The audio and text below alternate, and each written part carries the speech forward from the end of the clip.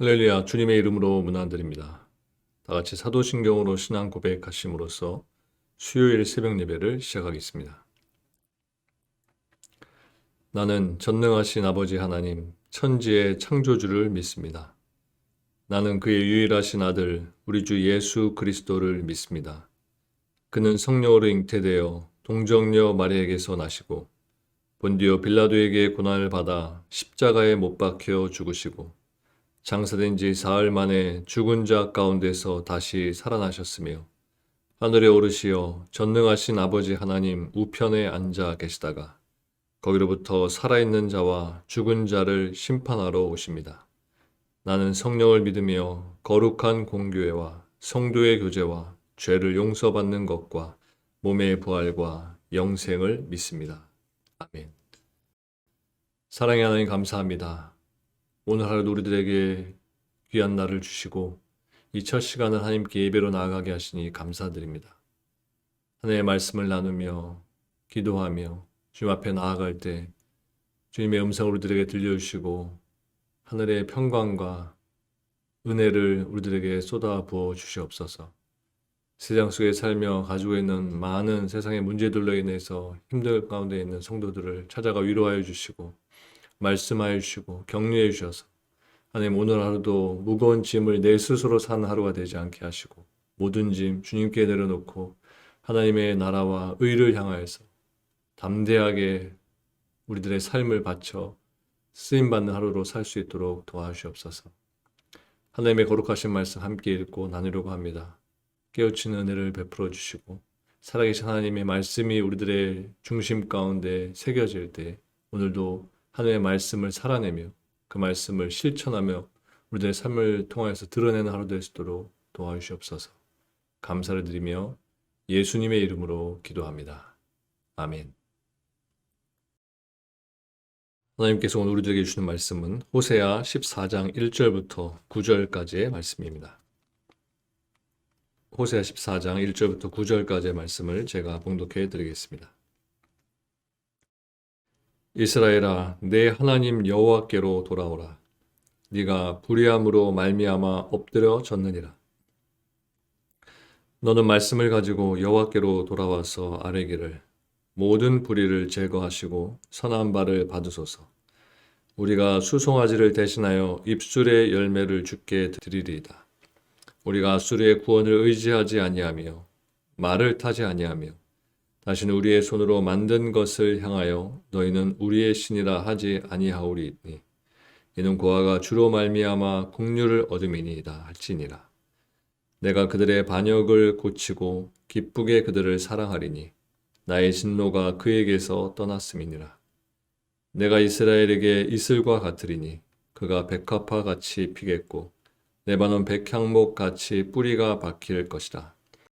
그의 가지는 펴지며 그의 아름다움은 감람나무와 같고 그의 향기는 레바논 백향목 같으리니 그 그늘 아래에 거주하는 자가 돌아올지라. 그들은 곡식같이 풍성할 것이며 포도나무같이 꽃이 필 것이며 그 향기는 레바논의 포도주 같이 되리라. 에브라함의 말이 내가 다시 우상과 무슨 상관이 있으려 할지라. 내가 그를 돌아보아 대답하기를 나는 푸른 잣나무 같으니 네가 나로 말미암아 열매를 얻으리라 하리라. 누가 지혜가 있어 이런 일을 깨달으며 누가 총명이 있어 이런 일을 알겠느냐. 여호와의 도는 정직하니 의인은 그 길로 다니거니와 그러나 죄인은 그 길에 걸려 넘어지리라. 아멘.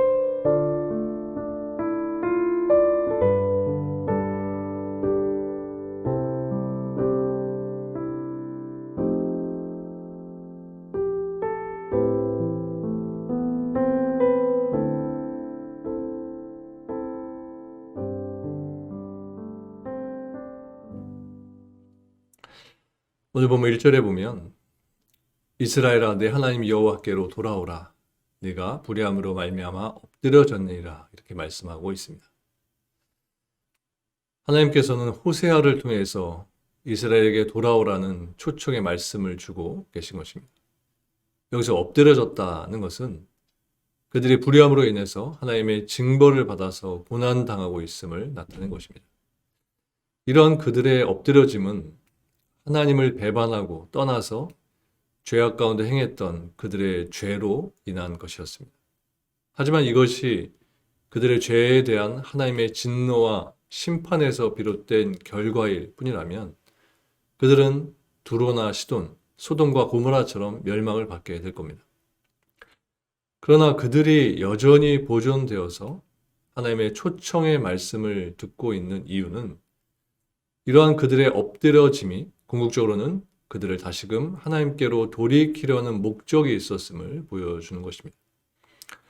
그렇기 때문에 그들이 이전의 모습으로 회복되기 위한 유일한 방법은 그들이 하나님께로 돌이키는 것뿐이었습니다.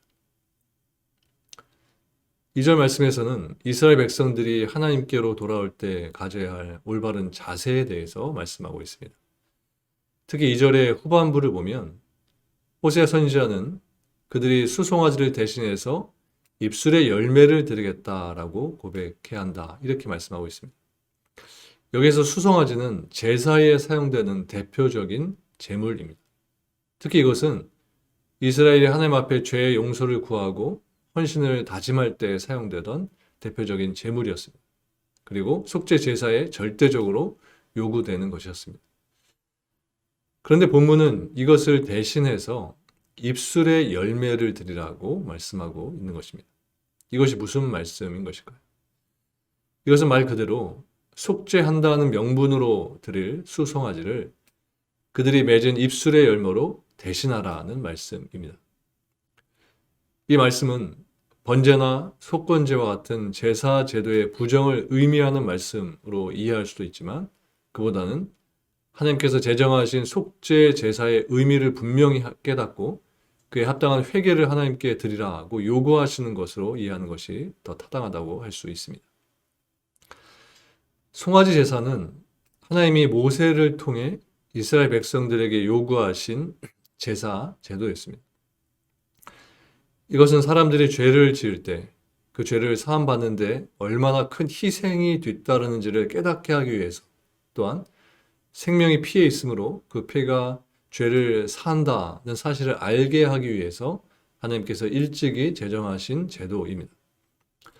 하지만 제사가 거듭되면서 제물 드리는 자들은 자신들의 죄의 심각성을 전혀 느끼지 못하고 자신의 죄에 대한 죄책감을 보상받는 방편으로 만들어버리고 말았던 것입니다. 그들은 더 이상 죄에 대한 두려움이나 하나님의 진노를 피하고자 하는 절박함이 아니라 타성에 젖어서 형식적인 예물을 드리고 사죄 은총에 대한 감사하는 마음이 아니라 오히려 죄의 도피처로 삼는 일을 자행했던 것입니다. 하지만 당연히 그러한 제사는 하나님께서 받지 않으셨습니다. 본문 말씀은 이것을 뒤늦게 깨달은 이스라엘이 회개하고 돌아오면서 그런 형식에 치우친 제사가 아닌 하나님이 연락하실 제사를 드려야 하는 것을 말씀하고 있는 것입니다. 곧 그들이 이전에는 그저 좋은 송아지만 골라서 바치면 그것으로 모든 것이 끝이다 라고 생각을 했고 정성과 진실이 결여된 도살만을 행했지만 이후에 자신들을 말씀 앞에 돌아보고 하나님의 은혜에 대한 깊은 감사와 찬양을 올려드리겠다고 다짐한 것임을 나타내주고 있는 것입니다. 그리고 3절 말씀도 역시도 2절 말씀과 같은 맥락의 말씀입니다. 회개하고 하나님께로 돌아오는 이스라엘 백성들이 하나님께 앞으로 어떻게 행할 것인지를 다짐하는 내용으로 되어 있습니다. 말씀을 보면 그들은 더 이상 아수르의 구원을 의지하지 않겠다라고 다짐을 했는데 이러한 다짐은 오직 하나님만을 의지하고 하나님만을 섬기겠다는 다짐이었습니다. 물론 이처럼 그들이 이방 나라와 우상을 멀리하고 오직 하나님만을 의지하게 된 것은 우상이 거짓된 것이고 사람의 손으로 만들어진 형상에 불과한 것임을 깨달았기 때문이었습니다. 그러나 우리가 간과하지 말아야 할 내용이 있는데요. 그것은 바로 3절 마지막에 나오는 내용입니다. 여기서 이스라엘은 전에 의지하고 섬기던 모든 것을 버리고 대신에 하나님을 의지하는 이유에 대해서 이렇게 말하고 있습니다. 이는 고아가 주로 말미암아 국류를 얻음이니라. 여기서 고아는 이스라엘 사회 가운데서 만이 아니라 동서고금을 만론하고 사회 구성원 중에 가장 약자를 가리키는 것입니다. 그러나 또 이 본문에서는 이방 나라에 패망한 이스라엘 민족 자신을 지칭하는 것으로도 볼 수 있습니다. 이렇게 그들이 자신들을 가리켜서 고아라고 칭하는 것은 고아와 같이 그들이 보호자를 잃은 상태에 있고 불안과 결핍 속에 살 수밖에 없는 상태에 있고 또 악한 자들이 마음껏 노력해도 또 짓밟아도 어떠한 대처도 할 수 없는 그런 무능력한 상태에 처해 있다는 것을 비유로 말하는 것입니다. 그런데 바로 그러한 그들에게 하나님은 자비와 긍휼을 베푸셔서 그들의 보호자요, 구원자요, 공급자가 되어 주신 것입니다. 이스라엘 백성이 과거에 이방 국가를 의지하던 태도와 생명 없는 우상을 신처럼 떠받들던 삶을 버리고 회개하고 여호와께로 돌아온 진정한 이유는 그들이 자신을 보호해주고 돌봐줄 것이라고 믿었던 우상으로부터 어떠한 도움을 얻지 못하고 마치 부모 없는 어린 고아와 같은 처지로 전락하고 말았기 때문입니다. 그리고 그런 고아와 같은 처지에 놓인 그들을 찾아주시고 보호해주신 하나님의 긍휼을 그들이 체험했기 때문이었습니다. 그들은 이것을 통해 여호와만이 고아와 같이 버려진 그들의 진정한 아버지이시고 그분을 통해서만 참된 만족과 평안을 얻을 수 있다는 이 사실을 깨닫고 그로 인해 하나님만을 섬기기로 작정했던 것입니다. 이러한 그들의 깨달음은 이미 오래전 그들 조상을 통해 깨달아 알게 된 사실이기도 했습니다. 과거 애굽에서 종살이 하던 때의 이스라엘의 모습은 부모 없이 버려져 온갖 학대와 미움과 냉대를 당해야만 하는 고아와 다를 것이 없는 모습이었습니다. 그러나 하나님은 그들 가운데 찾아가셔서 그들을 보호하시고 애굽 사람들로부터 그들을 구원해 주신 것입니다. 이 같은 은혜를 입은 이스라엘에게 하나님은 사회적 약자들과 버려진 자들과 보호받지 못한 자들을 돌봐줄 것을 명령하셨습니다. 이것은 그들이 과거 애굽에서 나그네와 고아와 과부와 같이 비참한 삶을 살아갈 때 하나님의 자비로 구원을 얻었던 것과 같이 그들에게도 그러한 사랑과 자비를 베풀라라고 하시는 하나님의 명령인 것입니다. 그리고 4절부터 8절까지의 말씀은 하나님께서 선민을 징벌하신 이후 어떠한 회복의 역사를 베푸실지를 약속하는 내용의 말씀입니다. 이 가운데 4절 본문은 징계를 당한 이후 범죄한 자들이 회개하고 돌아올 때 그들에 대해 내려졌던 진노를 거두시고 그들의 고질적인 영적 질병이었던 하나님에 대한 반역을 치유하실 것임을 말씀하고 있습니다. 여기서 고치다로 번역된 히브리 원어는 라파인데요. 이 단어는 치료하다라는 의미를 가지고 있습니다. 이 말 속에는 매우 중요한 의미가 담겨져 있다고 할 수 있습니다. 당시 선민들이 당한 징계는 너무나도 크고 고통스러운 것이었습니다. 나라가 망하고 수많은 사람들이 목숨을 잃거나 포로로 끌려가서 짐승처럼 대우받는 비참한 삶의 연속이었습니다. 이방인들에게 짓밟힘을 당하고 백성들은 이방 각지로 뿔뿔이 흩어졌고 약속의 땅 이스라엘은 이방에서 끌려온 이방인들이 주인이 되어서 살아가는 참기 힘든 현실이 계속되고 있었던 것입니다. 아마도 다시는 돌이키고 싶지 않은 악몽 그 자체였을 겁니다. 그런데 이런 그들의 고난과 역경은 단지 그들의 죄에 대해 하나님께서 분을 풀거나 보복하기 위한 목적이 아니라 그들의 완악함과 그릇됨을 치료하려는, 그것을 치료하려는 하나님의 은혜로운 손길이었던 것입니다. 죄를 범하고 회개하지 않을 때 하나님은 하나님의 백성이라 해도 혹독한 징계를 가하십니다. 이것이 없다면 죄성을 지닌 사람은 그 죄가 얼마나 악한 것인지를 알지 못하게 되고 결코 그것을 멀리하지 못하게 되는 것입니다. 그래서 그 사람은 점점 더 큰 악조차도 서슴없이 자행하게 되고 그로 인해 죄를 뉘우치지 않아서 마침내 파멸에 이르게 되는 것입니다. 하나님께서는 이처럼 사람 속에 깊숙이 자리하고 있는 죄된 이 뿌리는 뽑기 위해서 고난과 징계를 가하시는 것입니다. 하나님께서 우리들이 하나님의 진노 아래 살면서 징계를 받을 때 얼마나 그것을 고통스러워할지를 잘 알고 계십니다. 그럼에도 불구하고 우리에게 징계를 가하시는 것은 바로 우리를 치료하기 위해서인 것입니다. 그렇기 때문에 우리는 이러한 하나님의 마음을 잘 헤아려서 비록 징계가 너무 고통스럽고 감당하기 어려운 것이라고 해도 이것을 통해서 자신의 죄를 정확히 돌아보고 죄를 회개하면서 하나님께 나아가는 계기로 삼아야 하는 것입니다. 우리는 오늘 본문 말씀을 통해서 하나님께서 우리를 위해 얼마나 오래 참으시는 분이신지 그리고 우리를 향한 긍휼이 얼마나 풍성하신지를 보여주고 계십니다.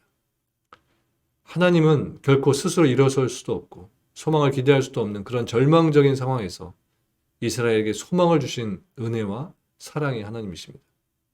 이러한 하나님께서는 오늘 우리가 어떠한 상황에 있다고 해도 하나님께서 결코 그 택한 백성인 우리들을 버리지 않으시고 결국 구원의 은혜를 베푸셔서 하나님의 역사를 꿈꾸게 하시는 분임을 확신하게 하는 것입니다. 악월 골짜기 같은 곳에 우리가 거할지라도 우리에게 소망의 문을 열어주시는 분이신 것입니다. 여러분, 이 사실을 기억하시면서 하나님으로 인해 일어서며 하나님의 크신 은혜와 긍휼로 인해 항상 구원의 확신, 소망의 내일을 기대하는 삶을 사시기를 바랍니다. 오늘도 그 소망을 품으시고 그 믿음을 붙드시고 살아가시는 저 여러분들 모두가 되시기를 주님의 이름으로 간절히 축원합니다. 함께 기도하겠습니다. 하나님 감사합니다. 우리에게 긍휼과 자비를 베풀어 주시고 우리에게 날마다 크신 사랑으로 함께 하시니 감사드립니다. 연약한 우리들, 죄인이고 부족하고 하나님께 늘 죄송한 모습뿐이지만 그럼에도 불구하고 우리의 잘못을, 우리의 부족함을 주님께 구하며 그 부족한 부분을 하나님께서 채워주시며 그로 인해서 우리의 삶을 통해 하나님 영광 받으실 것을 기대하며 오늘도 살아가기 원합니다. 하나님 우리와 함께하여 주시고 담대한 모습으로 담대한 믿음을 가지고 오늘도 패배자가 아닌 승리자의 모습으로 하나님의 백성으로 살아가는 우리들 될 수 있도록 도와주시옵소서. 육신의 질병 가운데 고통 중에 있는 모든 성도들을 신이 찾아가 위로하여 주시고 회복시켜 주셔서 건강한 모습으로 회복되어 하나님을 더 높일 수 있도록 도와주시옵소서. 삶의 어려운 상황 속에서 신음하며 간구하고 있는 성도들의 그 모든 문제들을 해결하여 주시고 하나님 평안 주시고 감사로 회복되게 하셔서 하나님 평강의 하나님을 늘 바라보며 회복의 하나님을 늘 경험하며 간증하며 살 수 있도록 우리와 늘 함께해 주시옵소서. 감사를 드리며 예수님의 이름으로 기도합니다. 아멘. 하늘에 계신 우리 아버지, 아버지의 이름을 거룩하게 하시며 아버지의 나라가 오게 하시며 아버지의 뜻이 하늘에서와 같이 땅에서도 이루어지게 하소서. 오늘 우리에게 일용할 양식을 주시고 우리가 우리에게 잘못한 사람을 용서하여 준 것 같이 우리 죄를 용서하여 주시고 우리를 시험에 빠지지 않게 하시고 악에서 구하소서. 나라와 권능과 영광이 영원히 아버지의 것입니다. 아멘.